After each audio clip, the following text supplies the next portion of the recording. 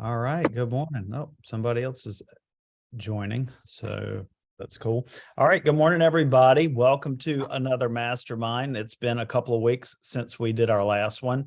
So I thought it would be good to jump back in today, and a really good topic, especially I think for some of our newer folks. And good not to just hear from me, but to hear from some of the others of you who have been dealing with other agents for several years in your career. Today's topic is winning the other agent. So I'm going to share kind of a list of initial things that I've put together and then just kind of work through it. And I really want this to be a conversation and not so much a presentation based on what you guys have experienced and how you go about doing these things as well. So give me just 1 second.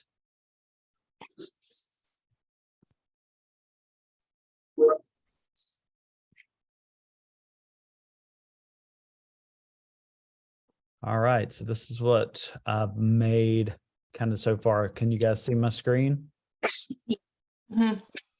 So really, the premise behind real estate, and this is what we tell our clients, but also each other, is what real estate is about: relationships. Try not to read too far ahead, guys. I can see you staring intently at the page.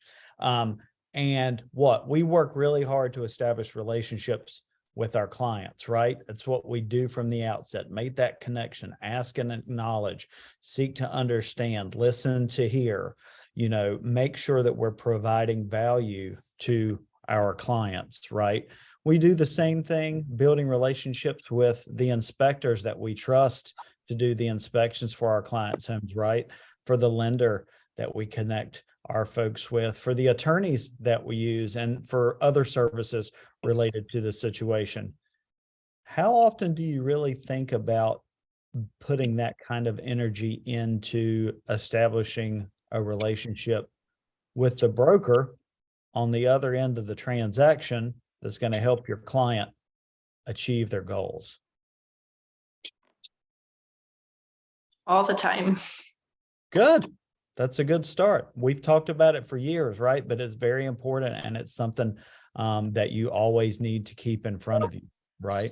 So how do you get other agents to want to work with you to achieve your clients' goals? Just rattle off some stuff. Maybe some of it's on the list, maybe some of it isn't. Well, being friendly. Friendly helps, right? I mean, it's not rocket science, right? Some of it anyways. Janine? Yeah. If I have a client that's interested in making an offer on a property, the first thing I do is call the agent, introduce myself if I've never worked with them before, and try to have a conversation and see what their client is looking for so that we can present a winning offer that best meets the seller's needs. That's right. Now, let's look at this from two perspectives, right? It's important to remember because we work with buyers and sellers. Janine, you're really talking about working with a buyer in that Right. situation. And that's very important because you want the agent to know who you are. Let's think about it from the flip side. How many of you have represented a seller and gotten an offer just in an email, never heard from the agent, never got a call or a text from the agent, never gotten any other email expressing any interest, didn't get any feedback on the listing when they showed it at all, just completely out of the blue? Several times. Yeah. And, what are your thoughts on that? How do you usually react? Now, obviously, we're going to present the offer, right? It's nothing like that. But what are your initial thoughts on that? I mean, I guess if you don't know that it's coming, you don't know to look for it. And what if it goes in spam and then it just goes into the oblivion and there's no follow-up and then another offer comes in? You know what I'm saying? Like, communication is key to survive in this business. So I mean, even on the buy side, I haven't experienced that on the list side, thankfully. But on the buy side, when I present an offer, every single time without fail will always text the agent to confirm receipt of offer to make sure that, yes, they did get it. Well, not only that, to me, it's like they're failing in representing their clients. Yeah, for sure. 100%. It comes across as almost lazy in my Lazy. perspective. Yeah, agree. I think those are all really fair assessments, and there's, it's natural to have that response to something like that. Especially because, we often hold people to our standard, which isn't always realistic, right? I don't So, drink it. But even with that, just on the other end of the spectrum, because other people aren't doing it doesn't mean that we shouldn't seek to do it, right? All right, well, let's just talk with through some of these. And Sheila, Brooke, Zach, Marcus, y'all feel free to chime in too, and April as well, even though I muted you because I didn't want Matt to chime in. How do you communication, right? It all starts with communication. Everything we do, we know, is about communication. We are truly communication experts, and we should be, right? Lack of communication causes deals to never get off the ground, causes deals to fall apart in our business. You have to be a communication specialist. And what do I always say? You need to drive the ship. Don't wait for someone else to communicate. You communicate. Get out in front of it, drive the ship. Don't wait for someone else. And start with a phone call. Guys, I know that it's easy not to call people and not to want to call people in this day and time when we can communicate so easily via email and text. And you might call and you might not get an answer because some agents won't answer the phone and won't call you back, or some people are just busy. I mean, they can't answer the phone right then because they're in an appointment. Me personally, I'll have my pre-text replies on my phone that say I'm in an appointment or whatever. Text me if you'd like a call back, just because I'm trying to over communicate, right? I want people to know that they've been seen, even if I can't listen to them right now. Those are the type of things I'm talking about. But start with the phone call. Make that effort to have the conversation, right? That shows that you're serious, that you're conscientious, and you're going to communicate. And with all of these things, what we're doing is signaling to that agent when they're presenting our offer to their client, hey, they've been a great communicator. They reached out right away. They left feedback. They asked about what date works best for you for closing. They want to do everything they can because they're flexible to meet what works best for you, because they see this as a win-win transaction. Also, either I've worked with them before and had a fantastic experience, which we'll talk about a little bit later, or I've worked with their firm before and I had a really fantastic experience. So we'll touch on those a little bit later. As Janine said, ask questions about what they and their client are looking for in an offer. What do you typically like to see, in an offer? Now, we might know the answer, right? High due diligence, short DD time frame, strong offer price. Of course, depending on how long it's been on the market, right? All of those things. But ask, what in particular are you or your clients looking for, right? Do they need a quick close? Do they need extended closing date? Do they need more time to get out of there? Do they need seller possession? Would they be interested in buyer possession? Any of those things can help you put together an offer that's much more likely to be accepted first submission than having to be resubmitted and back and forth with a bunch of counter offers. Follow their offer instructions if provided. I know that we've all seen these, and the first reaction to some of us is, I don't need to be told how to write an offer, right? But some offices have processes in place, so they provide the instructions to make sure, A, that everything is not missing. And let's be honest, not all offices are set up like ours, and not all agents have the support to make sure that they're providing all the appropriate documents when they're submitting an offer, and doing it the right way. Also, you're going to really be doing it anyways, so just do what they ask. We're trying to win them over and win the acceptance of our offer, right? Any little thing you can do to give not just yourself an advantage, but your client's an advantage and the offer process is the goal here, right? So, sometimes there's a little bit of pride involved there. This isn't about you, it's about your client. Put your pride on the shelf, right? Share your experience with your lender. There are probably more lenders than real estate agents out there, or sometimes it feels like it, right? So we've received offers working with sellers with an approval letter, and we don't know the lender from Adam. The agent that's receiving the offer might not know Morgan, had never worked with her, probably never heard of High Rise. It's a brand new lending group, right? So you take the time to share your experience, and so they know who it is. Hey, I attached our approval letter. Just wanted to let you know this is our in-house lender. Our owner just started a JV with some partners a couple of months ago. However, we've been working with Morgan for 5-6 years, right? She's been associated with our company for a long time. Janine, you got something to add? I just have a question. Because I've experienced it both because while we're talking about lending, how do you guys feel as listing agents when the lender calls you about a buyer that has put an offer on? Because I just went through this with my listing in Hampstead.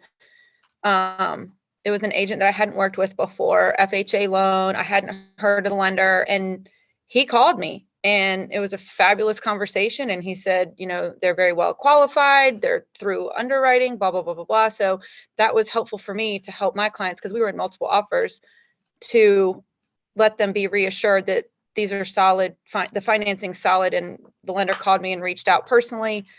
I've had some lenders do that on the buy side. It's never hurt me. What are your thoughts on that? I guess Steph and Nate, as far as representing a seller. So I say that's happened to me several times, and I honestly took it for granted until it was my own personal house that I was selling. And okay. the called me to say, they're solid, they have assets in case the house doesn't appraise, and it made me feel extremely comfortable choosing that. So much better. Yeah. So having it effective, I really like it. Okay. I think that it's really helpful, especially if we haven't heard of the lender, worked with the lender. And I feel like it's also our duty as a listing agent, if they don't call us, to call them and have a conversation with them and be like, hey, received an offer. You probably are aware. Can you give me a little bit of information? They've given me an offer 20,000 over. Is this realistic and something that they can make happen at the closing table or whatever it is? I think that goes a long way. And I don't know if Morgan feels comfortable doing that, does that, has done that. I haven't needed her to do that or asked her to do that yet. I think it's good practice. I don't think it's hurtful. Well, I think it's a good business move for any lender too, because your hope. Yeah, I would for think sure. that they think that they're gaining. If nobody else is, or the majority of lenders aren't doing that, and you have ones that are, me as a list agent, I hear about that, I'm going to be like, wow, that's nice. They went the extra mile kind of thing. Well, not to think it will prove that communication, it will be there. We all have lenders where you can't even get a hold of them throughout the entire process. And if a lender's taking the time to call just to say they're good, I would think that it will be pretty solid communication throughout the whole process. Yeah, agree. Okay. Well, it sounds like we're all on the same page with that then. I definitely agree with all that. And I think Morgan, or any lender really that you're working with, would be willing to do it on request. Maybe they're not always doing it with every client because they don't feel the need to. But I think it's definitely something that you, especially if you're in a multiple offer situation or a tight something like that, I would definitely, game plan with your lender about it to go ahead and tee that up to answer some of those questions. What if it doesn't appraise? Are they in a position to make up any gap? Something like that. 100%. There's a ton of value in that. And, also good point on the reverse side, when we're working with sellers, are you calling the lender just to verify what's in the letter and open those lines of communication? Some lenders are great, and you get status email updates and all of that stuff. Maybe you don't get a call from them, but they have really good procedures in place in their office to notify when things get to different points. And of course, buyers, when they're representing the buyers, they do that, but they also will do it for to let the listing agent side know, which is very helpful, I think, as well. Very good point. Thanks for asking that question. Let's see. Present an easy to understand offer. We have a process in place, a template for this that's included in our training and in our agent resources with how to, present an offer. So obviously we have all the documents signed, and then really instead of sharing through dotloop, what we're doing is downloading the individual documents, because nobody likes, as a listing agent, getting a PDF file with 60 pages of offer documents in it, right? That then you have to go in and try and split up in your own system. And then we are very clearly but concisely articulating in the body of the email the high points of the offer, right? So, hi, John. Thank you so much for taking the time to talk with me and answer my questions as we're putting together this offer for 123 Main Street. As promised, I've attached the offer and the associated documents. Really quickly below, here's the bulleted points of the highlights. And then you've got your offer price, you've got your DD amount, you've got your DD date, you've got your earnest money amount, you've got your closing date, you've got any personal property that you're asking for, whether or not there's a warranty, whether or not there's seller paid closing costs, whether or not there are any additional provisions or, FHA or any of that type stuff, reminding them what's in the lender letter, how they're paying. It's conventional 80% loan to value or cash or whatever. And boom, that's it. We look forward to hearing back from you. Make it easy, like you would want someone to make it for you. Now, I will add the caveat that you need to check the documents to make sure that the documents accurately reflect what's in the body of that email before you send them out for signatures, because things happen. I'm not saying intentionally or unintentionally, but just to verify that it's there, right? But make it easy for folks. They're going to like you and want to work with you again next time because you made it so simple to understand what your clients are offering. And you're doing yourself a service because you're making it easier to communicate with them. They're going to be much more responsive, and you're just giving your clients that much more of a better shot. Any thoughts on that? I assume we're more or less all doing that already since we've talked about it. And for the new folks, you'll know how to do that as part of either the training you've already went through or as you get to that point. All right. This was one Brandon gave me. Build a good reputation.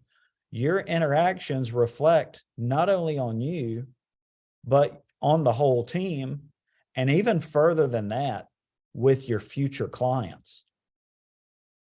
How many people have had an interaction with an agent, and 6 months later, your client sends you a house, and then you see who the listing agent is, and you're like, Jesus, take the wheel on this one, right? And that's because of how they acted, right? And the way the whole thing went down.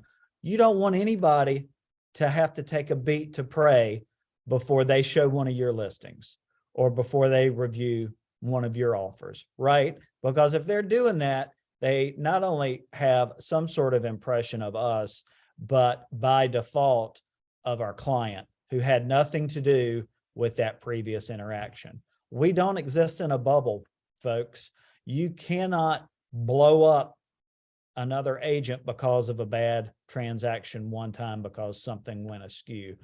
Because if your plan is to continue to work in this business, that's going to reflect on a possible future transaction for you, for your clients, for your company, and it could affect your coworkers too. Say, Janine cusses out Sheila, on a transaction. not you, Sheila, another Sheila. And, then Stephanie goes to make an offer for Sheila.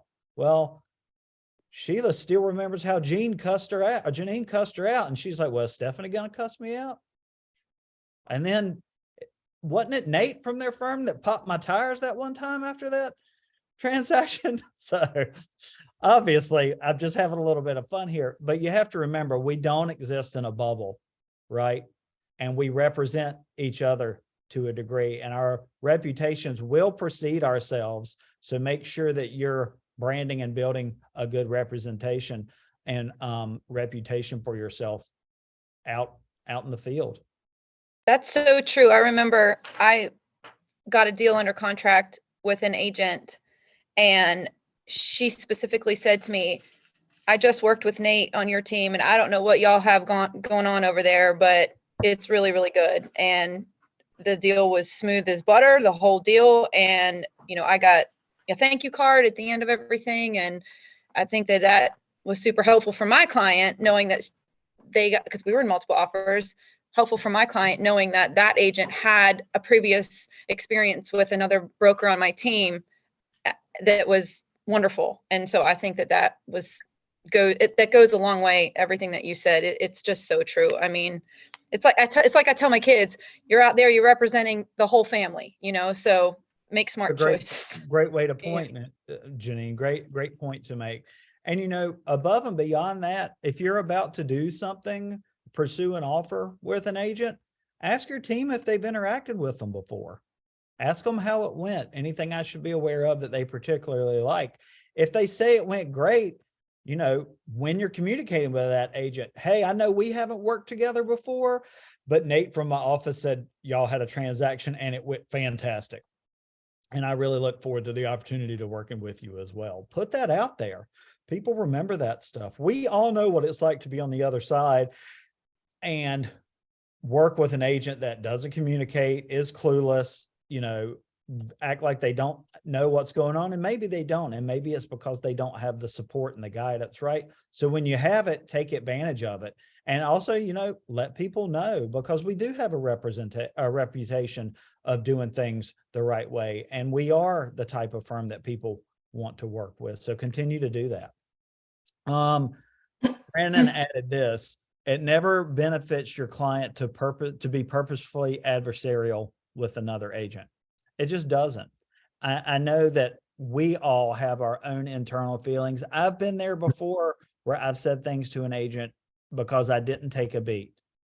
It never is worth it other than to make us feel better in the moment. So stay away from it. Like I said before, don't burn bridges. This industry has a short mind, or a short memory, or a long memory, maybe. I don't know. But real estate is big. There's a lot of agents, but it's also small, because we know 80% of the business is being done by 20% of the agents, and you guys are in that 20%, right? So, I mean, you're going to be doing business with the same folks over and over. So keep that in mind. And again, not just for yourself, but for your future clients, right?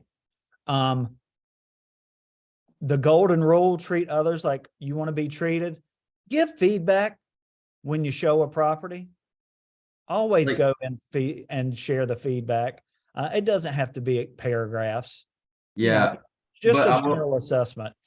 I will say this though, Doug, you should put more than just checking the boxes. Like, put something in the comments. Like that annoys the hell out of me when I get, yes, no, and that's it. And it's like, that doesn't help us out at all. But I think, how do you guys think you should write it? Like if it's something that's wrong or your clients are passing out, should you write what your clients say or what you think, or both? I think you have to be very careful with how you wordsmith it. For instance, I showed this townhouse in Sneads Ferry.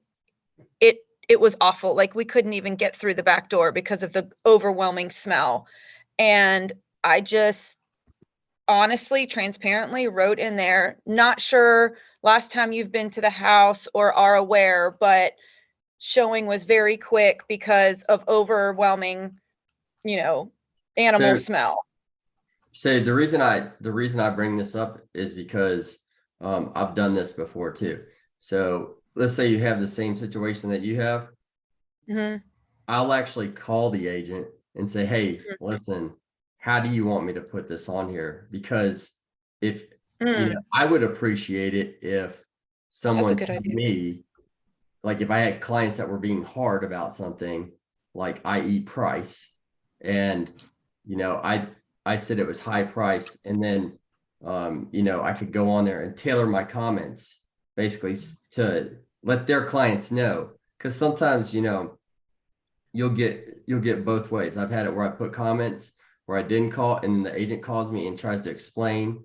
So sometimes I guess what I'm saying is it's to win the agent over, it might be good to call them first if you have If the there's a big issue, you and think? say, Yeah. hey, this is what I say, hey, I'm getting ready to leave feedback. But before I did, what does your client know about this smell? Because they might Mm. have an explanation. So I don't know. That's a good point. I Thank think you. if Yeah.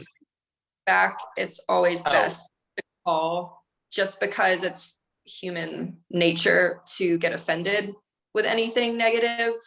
So I think tone, you can't read tone across feedback. So I think if it's negative, it's always best to call. Yeah, and they might tell you, hey, I would appreciate it if you would be honest on there, and so my client will see it. And how many of us have had an agent say, please leave it on the feedback so my hard-headed client can Yeah. read for themselves? 100%. Zach, I've been you telling got them. something to add? What was that? No, I mean, I'm listening and absorbing everything. Obviously, I'm green. I don't, know anything too much, but it all pretty much, to me, it all dwindles down to making yourself known, building rapport, and kind of making, friends with the other agent in a sense. As far as constructive feedback on the listing as well. You're always going to, human nature is to kind of take offense to something that might be a sensitive topic for the agent or the seller or buyer, whatever.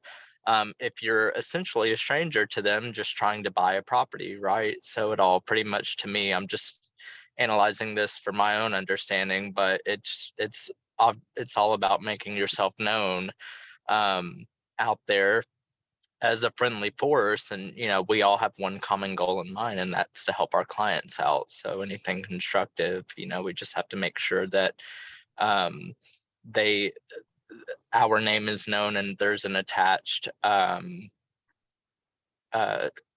sense about us, which is to be friendly and understanding and great to work with, right?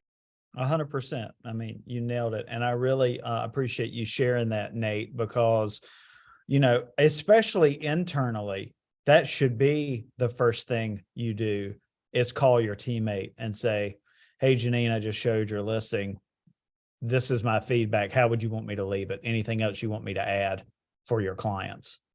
Because, it's kind of like when I tell you guys and then you kind of listen, but then I get somebody else to tell you and you're like, oh yeah, okay, that makes sense. Why haven't we been doing that all along? Same thing, with our clients sometimes, this house could look really good if they would do X, Y, and Z. But I don't see my folks making an offer near the list price based on that not being done at this point, something like that. Or yeah, it does smell really bad. Or I don't see how it's priced at this point based on the comps that I'm looking at, something like that. And yeah, call that other agent and talk to them about it. Hey, this is what I was thinking. Before I did that, wanted to see, if you had any way in particular, you really wanted me to word that or anything else that, you're trying to get across that can help you out with your clients. You can be their ally and also be your client's ally at the same time, right? Feedback is such an overlooked thing, and I really do my best to always leave feedback. Even if your folks aren't interested, you can say, really beautiful house. Folks just really didn't like the layout, or it was just more work than they really want to do. They don't have time, any of that stuff.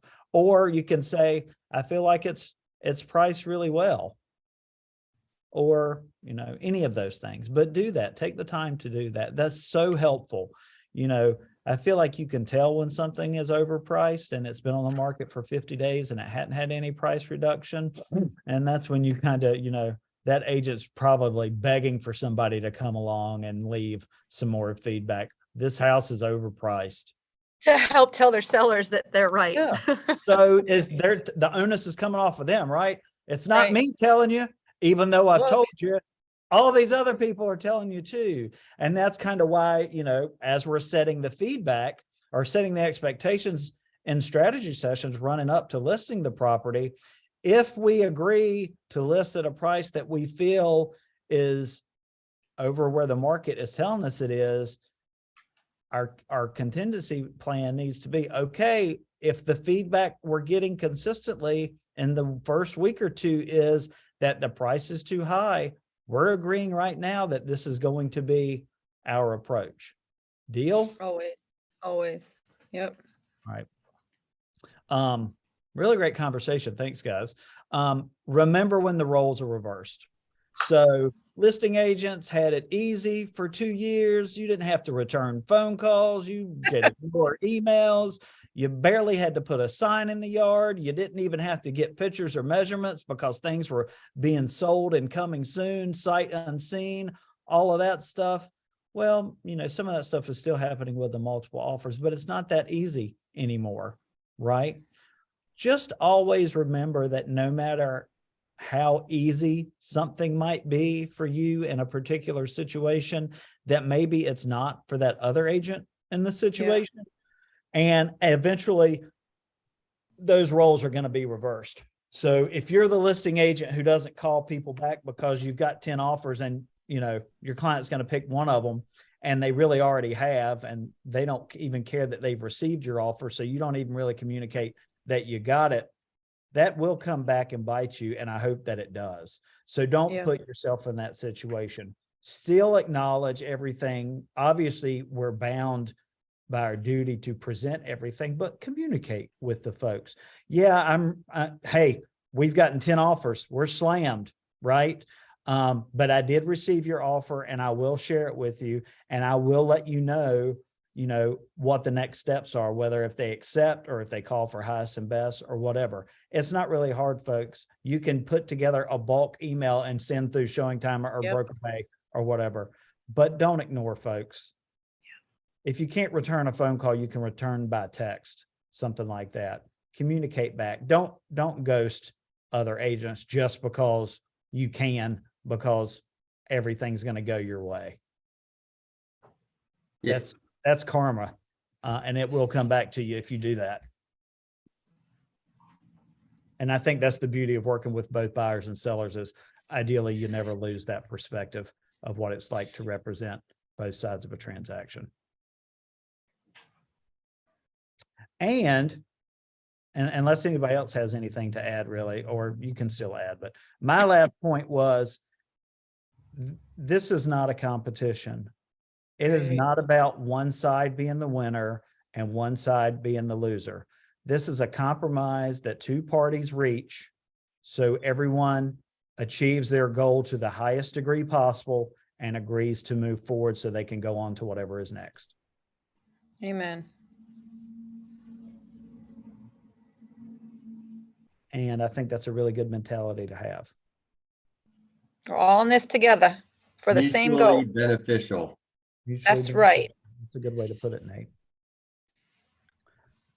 I really like this conversation. I think it's a good one to have. I think it's a good one to keep in mind, especially starting out. I hope it's helpful, but it's also a really good reminder for agents who are really successful and have it figured out to remember that, hey, I still have a really important role to play in this, but so does the other agent, and we really need to work together. And why make it difficult if it can be easy? Just a real story real quick. I'm under contract for a listing, or I'm represent the buyer, and the agent, we're in multiple offers. She just came out the gate, full transparency. Hey, Janine, I haven't been doing this very long. This is my absolute very first listing. It's my own house. I said, Thank you for telling me that. Absolutely no problem. I have no problems helping you with whatever you need to get us to the closing table. And along the way, she's been, is this email your attorney? Is this? How do I do this? Blah, blah, blah. I mean, I hate that she has a transaction coordinator, but I'm grateful that we've got a team. Like, don't feel like you can't help the other agents on the other side too that need help, because they're going to remember that. Absolutely. Absolutely. Yeah. Great point. And that's exactly the heart of what all this is about. Collaboration, relationships, compromise, working together, shared goals, right? Yeah. And a positive outcome for everybody. There's a There couple are a of, lot of things about real estate that can be really stressful. Anything that we can do to mitigate and reduce the opportunity for stress, control what you can control, right? You can control how you communicate with other people. You can control the tone and the approach and the conversations and the words that you use. So choose carefully and get out there and win up these people, make them love you, want to work with you. And it'll behoove your clients 100%. And then your clients will love you. there's a I'm gonna couple other things I think that you can also do. And I'm not saying I do all these, but I've seen them done. Okay. Well, one thing that I do is when I close out the MLS and it gives you the opportunity to put comments, I'll just put thanks, whoever the other agent was for listings, that is, obviously. And then, I've gotten presents from the other side. Yeah. In the Yes. form of everything from coffee gift cards to, I think Roebuck Homes gave me a freaking cutting board. So there's little things like that also. I Yeah. mean, I remember those things, so they Yeah. stick out. Yep. And obviously social media, if you had a good transaction with somebody, there's nothing wrong with putting a shout out in your post to saying, hey, it was great working with such and such agent, because you're not, all you're doing, it's kind of the rising tide lifts all ships mentality, and you're showing people that you work well with other people that are not necessarily in your firm. Right. I'm going to get us shirts made that say plays well with others. That's a great point, Nate. And I love that. And that's true. We all love when we get that note from an agent, from a listing agent that we work with, right? And it's like, thanks for just making the transaction so easy. Remember, do that too. It's a really nice thing to do. People appreciate it. Another thing I would want to add that I wrote down is just and Doug, this, I had a hard time with this in the beginning. But it is, winning over the agent is also having the ability to bite your tongue, even when you have Yeah. people that have been in the business for 17 years, and let it, you just let it roll, just roll off, make a joke out of it like we do in the office or whatever. But, I It's think irrelevant. I think in the beginning I had a hard time with people like giving me their resume or thinking that they were king shit, and I would let them know. And now it's kind of what you said earlier, Doug, is it's not adversarial. It's, how do we get to this point? Right. Right. Just putting all that stuff aside, let them toot their own horn or whatever. Yeah, let them think they're awesome. Meanwhile, I'm going to be over here driving the ship to get us across the finish line. Yep. Great points. Anybody else have anything to add?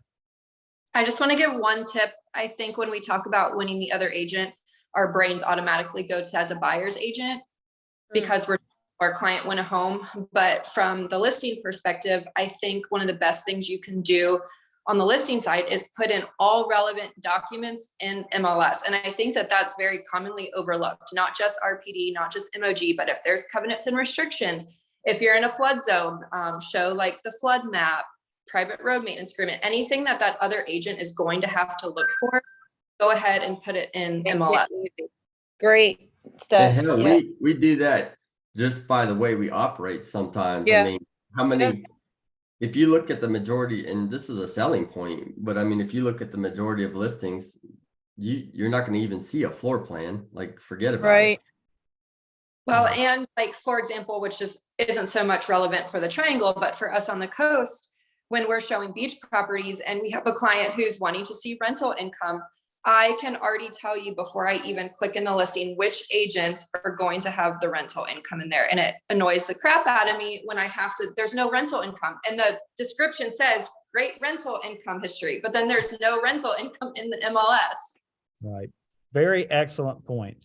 Yeah. Make sure everything is there that they need to get to their clients to make a Yep. decision. It's like I preach this for showings. I bring everything I possibly can to a showing because I want to review it with a buyer at the showing, because I want them to have all the information they need at the showing to make a decision if they're interested in making an offer on this house. You have to Yep. do the same thing basically for other agents, because that's why we have the binders at our listings too, right? In case they don't bother to print any of the stuff that we put in MLS. So make sure that you're putting all of that there so they don't have to call you and ask you about the disclosure or about the lead-based paint or about the flood or about the blah, blah, blah, any of that thing. Very excellent point, Stephanie. Stephanie, It's that's so true, because when I listed my beach house, it was my first one and I was like, oh hell, here we go. Like, I got to make sure I get it all right. And I had left the binder there and an agent called me. I mean, I had everything like you had told me to get the projected rental income since there was no rental history or whatever. And I had an agent call me. He's like, I just want to let you know, my client is not going to be bringing an offer, but I can tell that you've gone above and beyond. I didn't have to ask you one single question about this property because you had everything out there. The thing was on the table. And I mean, he's like, your firm has got it going on. And that was just so valuable feedback for me, because it was the first time I'd ever listed a beach house. And I'm like, well, this is the standard. And I told him, I was like, thank you so much. That's super helpful. This is the standard that our firm sets for all of our listings. And he's like, wow, you guys have done a great job. I had the exact same thing on my Marsh Haven listing. It was a little bit in the flood zone, but people would not assume that home is in a flood zone because it's not on Right. the water. And so I attached the Frizz, snapshot of the flood lines. And I also attached a copy of their flood insurance policy. Insurance, Called me and said the exact same thing. He said, this is one of the most professional listings I have ever seen. Every document needed was in your, he thanked me for it. And they'll remember that. For sure. And it's buyer beware, right? And so they, as a buyer's agent, how much of a pain it is in the ass it is when you get an RPD that's no rep and that's all that's in there. Now you got to, spend an hour and a half helping your client. If we can just make it easy for the other side, granted, not all of them read everything in MLS, but, make it as easy for the buyer's agent as possible, because what it's like, as Doug was saying, roles being reversed, how frustrating it can be as a buyer's agent when you got to chase your butt trying to find information for your clients. Absolutely. I wanted to add in, I know I haven't done anything yet, but when I was trying to figure out where I wanted to work, I was speaking with an agent that works in Sneads Ferry, and I was telling him the two places I was like in between. I hadn't even met with Stephanie yet or Doug or talked to him on the phone. And he was like, well, I want to tell you right now, this place, none of their agents know what they're doing and they're paying to work with, blah, blah, blah. And he's like, Oceanair, they are on their game. They know what they're doing. Like, they are prepared for everything. And that was like a big thing for me. I was like, well, I don't want to go somewhere where nobody knows what they're doing. Mm-hmm. So that was a big thing. He's not even with you guys, but he was speaking highly of you. Awesome. So that for me was like, okay, that's good. That means a lot. Thanks for sharing that. Brooke, What'd you say? does it start with a P? Does his name start with a P? His last name does. But no. Interesting. All right. I think we can leave it at that. A lot of high notes today. Great conversation. Thanks for the participation. Newer folks, I hope this was helpful to you to understand kind of a little bit further our approach to doing real estate and why we do it the way we do. And hopefully one of the reasons why we have a really good track record and a good reputation out there. So keep it going and build your own as well at the same time and win some stuff for your folks. Y'all have a great day. Talk to you later. Bye. Thank you. Bye, y'all. Bye. Bye, everybody.